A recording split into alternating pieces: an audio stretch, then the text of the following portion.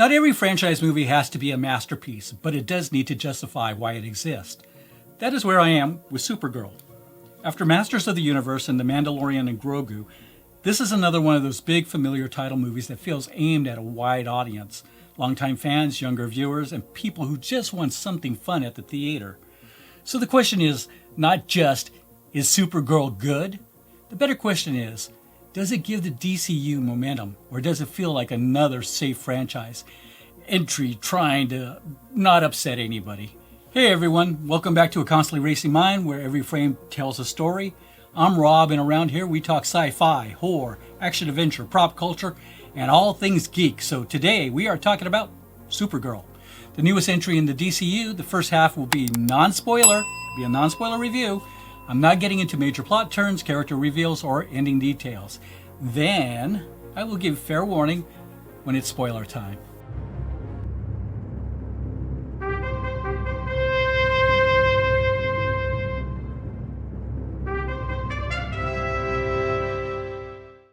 So, the basic setup follows Kara Zor-El, also known as Supergirl, as she gets pulled into an interstellar revenge story after violence hits close to home. This is not a standard superhero origin story. It's closer to a cosmic road movie with trauma, revenge, alien worlds, and one very angry Kryptonian trying to figure out what kind of hero she is willing to become. And that is the part of the movie I found the most interesting. But before we get into the movie itself, I do want to address the online noise around this film, and this one altogether. I think it is important to address that here. There's been a lot of bad faith reaction around Milly Alcock. Some of it's criticism, some of it's just people being cruel because the internet rewards that. So let's separate the movie from the nonsense. Whatever issues I have with Supergirl, Milly Alcock is not one of them. She commits to the role. She gives Kara a sharp edge, a bruised heart, and enough attitude to make this version stand apart from Clark Kent. You do not have to like every choice in the movie. You do not have to pretend the movie works better than it does. But Alcock shows she can carry this role. A big reason her performance works is that Kara is not just Superman, but younger. Clark was raised on Earth by loving parents. Kara remembers Krypton. She remembers loss. She carries that damage into almost every scene. That makes her messier than Clark. She is harsher. She is more reactive. She does not have his clean optimism. And when the film puts her against David Corenswet's Superman energy, that contrast works. He has that hopeful, almost impossible decency. She looks at that worldview like it belongs to someone who's got a much easier life. Now, that dynamic gives the movie some of the best character material. So the one thing I respect about Supergirl is how directly it pulls from Supergirl Woman of Tomorrow by Tom King and Bilquis Evely. Most superhero movies borrow pieces from 5 or 6 different comic runs. They blend them into something more generic. This one feels more tied to a specific story and one specific tone. The comic has often been described as a kind of true grit in space, and the movie does try to hold on to that feeling. Kara is not just saving the day. She is pulled into someone else's revenge journey, and that story uses that to test what justice means when pain is doing most of the talking. Now, the movie does trim things down. Some of the stranger worlds and bigger ideas from the comic feel reduced. But I do appreciate that the film is not pretending to be a standard Earthbound superhero story.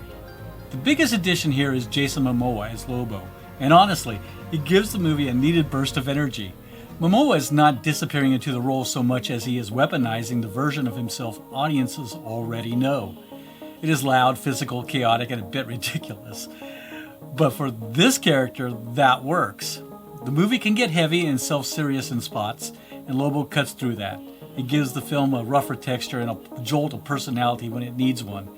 He doesn't fix the movie, but he does wake it up whenever he's on screen. Now, the problem is that Momoa's Lobo is so alive on screen that he sometimes throws the balance off. He gives the movie a needed jolt, but it also points toward a looser, stranger, more fun version of the film that I kind of wish we got more of.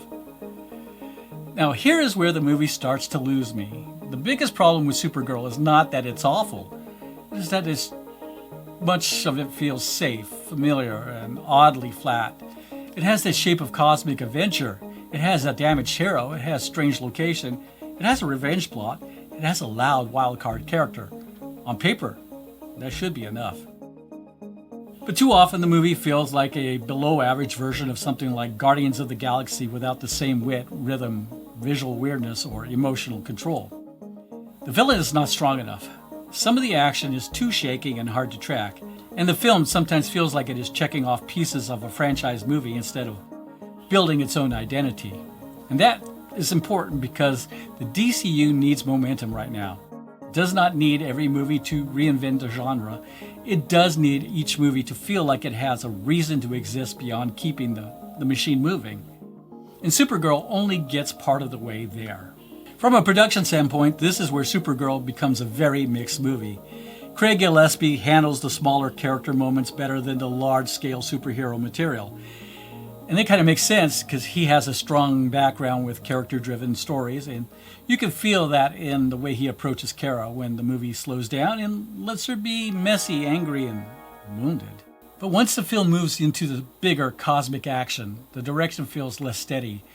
Some of the large-scale sequences do not have the energy, clarity, or visual imagination they need. There are moments where the movie wants to feel gritty and personal, but it's also trying to be a huge space opera, and those two modes do not always work together. And the screenplay from Anna Nogueira is also uneven. On one hand, I do think the movie understands the broad appeal of Women of Tomorrow. It gets the idea of Kara as a disdamaged, reluctant hero who is pulled into someone else's revenge story. That part works. But the script also has problems. Some scenes are overwritten, some emotional beats move too fast, and some logic gaps are kind of hard to ignore, especially once the movie starts leaning into the bigger lore changes and darker villain material. The film somehow feels crowded and rushed at times. It has a lot going on, but it does not always give the biggest moments enough room to land. Rob Hardy's cinematography gives the film some scale, and there are moments where the cosmic setting feels big and strange. Some of the practical effects and character framing work well too, but the lighting is going to be a real sticking point for people. There are scenes that look too dark, muddy, and underlit, especially around faces. For a space adventure, I wanted more visual wonder. Too often, the movie looks heavier and duller than it should. The editing may be the biggest technical problem. Tatiana S. Riegel and Fred Raskin keep the movie moving, but the action is often too choppy. Some fight scenes are hard to follow, there is a lot of cutting, a lot of camera movement, and not enough clean geography. I do not always need action to be neat, but I do need to understand who is where, what is happening, and why it matters. And I'm thinking right now of They Will Kill You and how clean those fight scenes and how action-packed those were. The pacing also feels like it was still being solved in the edit. Emotional moments sometimes get cut short, while other sections feel like they're carrying too many storylines at once. That adds to the movie's uneven rhythm, and then there is the music. Claudia Sarn's score supports the movie, but it does not fully stand out to me. I had the same feeling about John Williams' score in Disclosure Day. I've been listening to his soundtrack, and the score is beautiful, but not sweeping and glorious. Here, this film, Supergirl, the bigger issue is that the needle drops. Now, some viewers may enjoy the pop song choices, but for me, unlike Guardians of the Galaxy, they were distracting. The slow and sad cover of Jimmy Eats World, the middle, during a major third act battle is kind of pulls the attention away from the scene instead of deepening it. That sums up the craft problem with Supergirl. There's a talent here. There are good ideas here, but the execution is inconsistent. The writing, directing, cinematography, editing, and music all have moments that work, but they also keep undercutting the movie's momentum. And that is why the film feels less bold than it should. It has the pieces of a stranger, sharper, more emotional superhero movie. But before I get to my final score, here is where the broader response is landing. As of this recording, Supergirl is sitting at 57% on Rotten Tomatoes with a stronger 77% verified audience score. Metacritic is more muted with a 50 out of 100, which puts it right in the mixed territory. IMDb sits around a 6 score. Now, and honestly, that spread makes sense to me. Critics are more divided on the writing, pacing, and technical execution, while audience seem more willing to ride with the action. Kara, Crypto, and Lobo.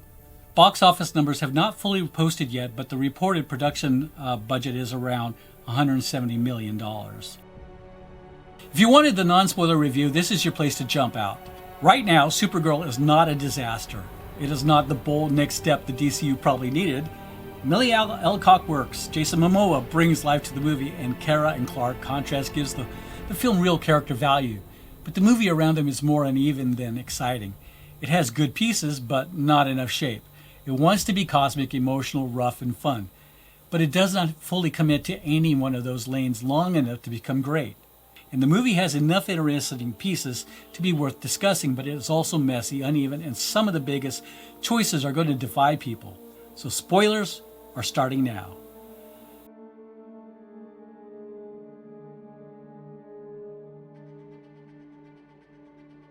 Now, the part that worked best for me is the basic and emotional setup. Kara's not living like a clean symbol of hope. She's drinking, partying, and clearly running from herself. Then Ruthie's parents are murdered. Crypto is poisoned, and Kara is forced into a 3-day hunt for cream of the Yellow Hills. In this day and age, I think this is a strong motivation for the movie. Sometimes young people need a kick in the ass to get moving, and this gives Kara a reason to move. It gives Ruthie a reason to be angry, and it gives the story a ticking clock with Crypto's life on the line. I also think the Green Sun planet works as the third act idea. Taking Kara's powers away, putting her in real pain, and forcing Ruthie to defend her gives the climax some actual danger. For a character who is normally almost impossible to hurt, that needs to happen. And when the yellow sun finally rises, the movie gets its big superhero release. Kara heals, suits up, and tears through Cream's forces with Lobo in the mix. That's probably the movie's most purely comic book sequence. Where the movie gets messy is in the lore and the moral logic. Remember Jor-El? Remember the Superman reveal near the end of Superman? The Jor-El reveal is the big one. Having Zor-El say that Jor-El sent baby Kal-El to Earth to conquer the planet and start a harem is not just a small tweak. That changes the moral foundation of Superman's origin in a way that feels designed to provoke a reaction. And for me, this is the kind of change that needs a stronger movie around it. If you're going to take something that central to Superman and twist it that hard, the story has to earn it. However, this movie does not quite get there. The same problem shows up with Cream and Brigands. Their motivation is extremely dark. They're part of a male-only race that kidnaps young girls and women as child brides to repopulate their species. That is a really upsetting and dark detail. That is horror material. And I'm not sure this movie fully knows what to do with it. It makes Cream more monstrous, yeah, but it also shifts the tone into much darker territory than the movie always seems to carry. Another place where the movie loses me a bit is with the supporting cast, specifically the young Ruthie. To put it bluntly, she was just kind of meh. It was hard to get invested in her emotional arc or care about her quest for revenge, and her character ended up feeling pretty flat. Okay, we have to talk about the ending because it is baffling. It is also the most polarizing choice. The ending with Ruthie and Cream. Ruthie wants to kill him, and after everything he has done, the movie makes that desire understandable. But Kara stops her. Kara tells her that vengeance is not the answer. She warns Ruthie that taking a life will leave a mark on her soul. That is classic superhero morality. The whole movie builds this theme of Kara trying to steer Ruthie away from vengeance. In the climax, Supergirl literally stops Ruthie from executing the villain, Cream, telling her that taking a life will ruin her soul. And then Supergirl immediately turns around and stabs him in the neck herself. It's a completely hypocritical moment that undercuts the entire lesson she was trying to teach. That is where the movie either becomes interesting or completely falls apart, depending on how much credit you want to give it. On one level, I understand the idea. Kara is taking the burden away from Ruthie. She is saying, you don't have to carry this. I will. But the problem is that the movie does not fully sit with the weight of that choice. It wants the moral speech, the shocking kill, and the possible setup for a future conflict with Superman's no-kill rule. We all understand that murder for any reason is bad, and having our heroes act like that is probably just a reflection of the cynical, bleak world we live in today. But honestly, Supergirl is not a soup from the boys. Her dog wasn't dead then. The whole point of these superhero stories is that these characters are supposed to be better than us. They're supposed to represent hope and restraint. By having her cross that line just for personal revenge, the movie sacrifices its own message just to be gritty, or Have we as a society passed this red line and then we just moved on? No time to process? Lobo watching her do it is a nice touch. That suggests this is not over. After that, Kara gets the antidote, saves Krypto, and finally accepts Earth as home. Her visit to Clark's apartment in Metropolis is clearly meant to bring her closer to the larger DCU. She's ready to stay. She is ready to help protect the planet. And that part makes sense as a franchise endpoint. The Krypto chocolate gag gives the movie a lighter final beat. But after everything that came before, it also feels a little strange. We just watched Kara cross a major moral line. And the movie ends with a cute dog joke. The tonal whiplash is kind of the movie in miniature. And for anyone rating through the credits, there's no mid-credit or post-credit scene. So once the movie ends, you're good to go. So for now, I would call this one a cautious recommendation for DC fans, Supergirl fans, and people curious about where this new universe is going. For everyone else, this may be more of a catch-it-when-you-can movie than a rush-out opening weekend movie. So where do I land with Supergirl? This is one of those movies where my first reaction was a little warmer than where I ended up after sleeping on it. There are things I really liked. Milly Alcock works as Kara. She's very relatable. She brings pain, attitude, and just enough vulnerability to make the version of Supergirl stand apart from Superman. I also like the idea of using that true grit in the space structure, with Ruthie pulling Kara into a revenge story that forces her to confront what kind of hero she actually wants to be, if one at all. And yes, Krypto works, Lobo works, some of the action works. But the more I sat with the movie, the more the problem stuck with me. The writing is uneven. The villain material is dark but not always handled with enough weight. He actually seems more comical than anything. The action can get messy, the lighting is not always great, and some of the biggest moral choices near the end feel underdeveloped and really still bother me. My wife liked the movie more than I did. She had fun with the action and thought the story worked well enough. And I get that. If you're coming to a Supergirl mainly for a cosmic superhero adventure with a strong lead dog and some big comic book energy, there is a good chance you will have a better time than I did. But for me, this lands as a mixed entry. It's not a disaster, it's not the death of the DCU, but it's also not the confident next step I wanted after Superman. It has good pieces, but the full movie does not quite come together. So for me, Supergirl gets a 3 out of 5. That's not a skip it score. It is a know what you're walking into score. And if you're a DC fan, a Supergirl fan, or just curious about the next piece of this universe, it's worth seeing. But if you're already tired of uneven superhero movies, this probably will not change your mind. Other than having that theater Dolby experience, this one can wait until streaming. It's a fun film. I enjoyed more than half of what the film provided, but those are just my thoughts. What did you think of Supergirl?